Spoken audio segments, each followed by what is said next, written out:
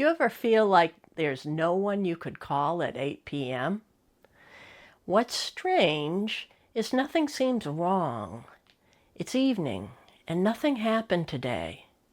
You just feel a little lonely and want to talk to a friend.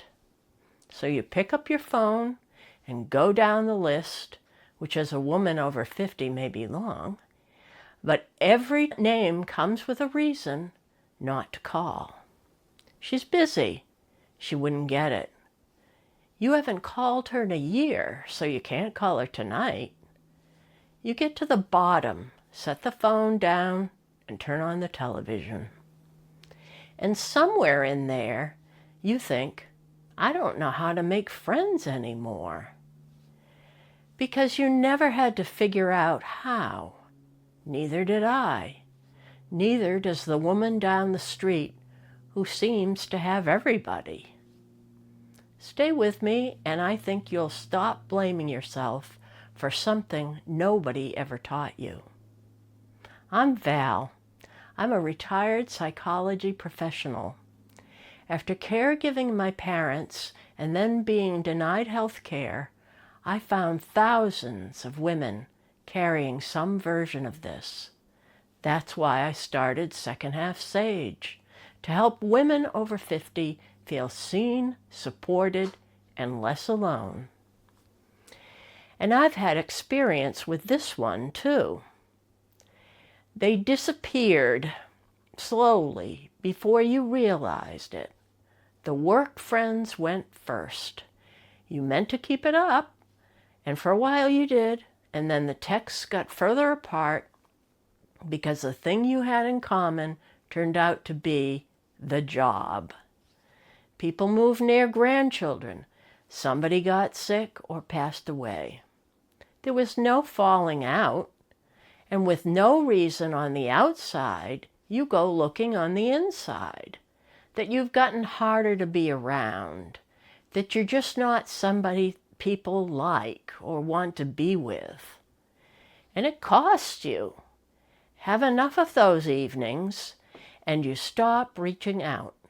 You get so good at not needing anybody that people stop offering.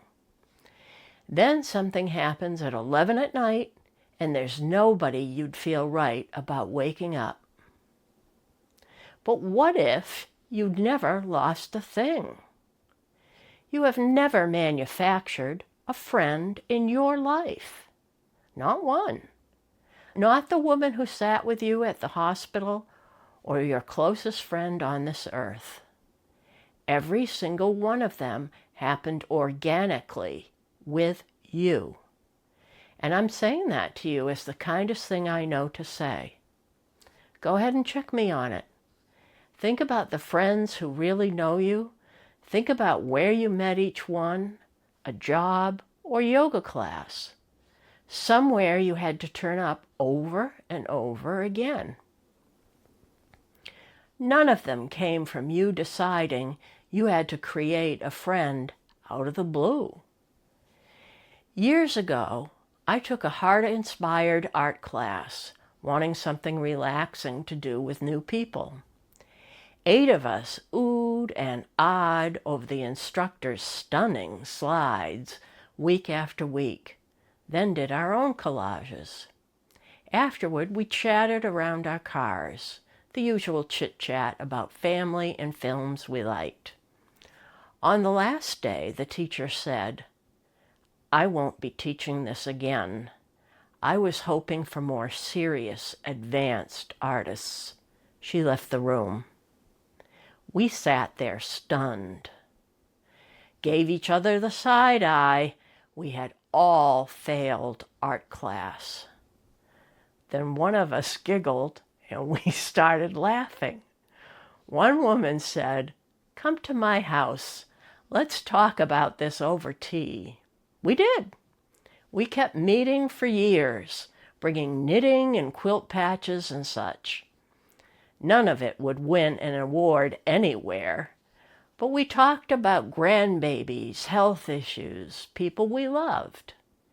And it started with a weekly class and a few minutes of chit-chat, then tea at a home, and grew into solid friendship. We just showed up and shared. Think of a time in your life when friendship grew naturally from shared experience. As you aged, things changed. Your kids grew up and job ended. Your energy shifted. You lost the people and places where friendship happened. But there is nothing broken in you. There was never a lost skill in there. You have been sitting in judgment on yourself for failing a test nobody ever taught you to take. There's one more piece, and this is the one that lets you all the way off the hook. What those places where you met friends gave you was never the introduction. An introduction takes a minute. What they gave you were hours, dozens of ordinary, unmemorable hours. Nobody gets close to you in one good conversation. Somebody gets close because she was there the week your mother went into the hospital, and still there months later. You can't hurry that. You can't make up a way to skip it. The common advice, put yourself out there and invite her to lunch, is too rushed. That's what women do after a bit of time together. So every time you made yourself go to something and came home feeling worse than when you left, you weren't doing it wrong. You were trying to do a year's worth of turning up in a single evening. Before I give you one action to do with this, if this speaks to you, tap subscribe and stay. Pick a place, not a person. Go back to it at the same time 3 weeks in a row. That's it. You don't have to talk to anybody the first time. It can be the gym class or a volunteer shift on the same morning every week, or you go to the dog park at the same time. Pick by schedule. All that matters is that the same people are there when you're there. And let me tell you what the first time feels like, so it doesn't scare you off. It feels like nothing, a little awkward. Then somewhere in the second or third week, somebody nods at you or says something about the weather, and it'll feel like nothing happened at all. But something did. That's more of your shared hours, and it's exactly how you got every friend you have ever had. And this works in online groups too, if you can't get out to physical gatherings.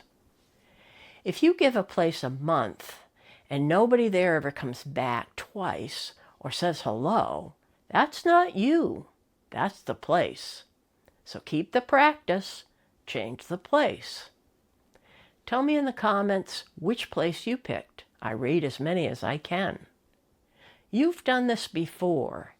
You did it without one person ever explaining it to you. Every friendship you have ever had came out of you turning up somewhere week after week and sharing. Those places gave you conditions and people that allowed friendship to grow. You're the one who kept returning to them again and again, regularly. Every one of those places would have carried on fine without you. The friendships inside them would not have. Those friendships allowed you to feel seen and valued. You haven't lost that ability. Give it the room to grow. If you've been feeling like life after 50 can be confusing or challenging, I'd like to talk with you about that, right here on your screen. To the sage in you.